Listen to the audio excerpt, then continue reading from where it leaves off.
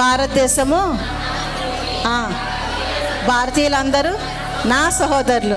ఎంత సంతోషము, ఎంత ఆనందము మనం కలిగి ఉన్నాము అంటే, ఎంత కలిగి ఉన్న మనలో చిన్న చిన్న లోపాలు వాటిని కూడా మనం సరి చేసుకున్నామంటే కనుక ఇక మనకు ఎదురొచ్చే వాళ్ళు ఎవరో కూడా లేరండి. అందరం కలిసి నిజంగా మన ప్రాంతంలో ఎలా ఉంటాం, ఒక రకంగా వేరు మతాలు కలిగి ఉంటామండి. వేరు మతాలు కలిగి ఉన్నా కానీ మనం అందరం ఎలా ఉంటాం, సహోదర భావంతోనే ఉంటాం. చిన్నప్పుడు ప్రతిజ్ఞ చేశాం కదా, స్కూల్లో ప్రతిజ్ఞ చేశారా? అందరూ కలిసి చేద్దాం ఒకసారి. భారతదేశము భారతీయులందరూ నా సహోదరులు, నేను నా దేశమును ప్రేమించుచున్నాను. ప్రియ దేవుని బిడ్డల, భారతదేశము నా మాతృభూమి. భారతీయులందరూ కూడా, అటు హిందువులేంటి, ముస్లింలేంటి, ఇంకొకలేంటి అందరూ కూడా నాకేమవుతున్నారు, సహోదరులు అవుతున్నారు.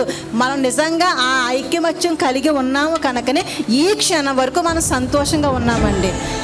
మనలో లేనిపోని అపోహలు, అనుమానాలు పెట్టడం వల్ల మరలా బేట తీస్తూ ఉన్నాయేమో. కానీ గుర్తు చేసుకోవాల్సింది ఏంటంటే, ఎంతవరకు కలిసి ఉన్నాము, కలిసి ఉండటం వల్లే ఈ నెమ్మది కలిగి ఉన్నాం, కలిసి ఉండటం వల్లే ఈ ప్రశాంతత కలిగి ఉన్నాం.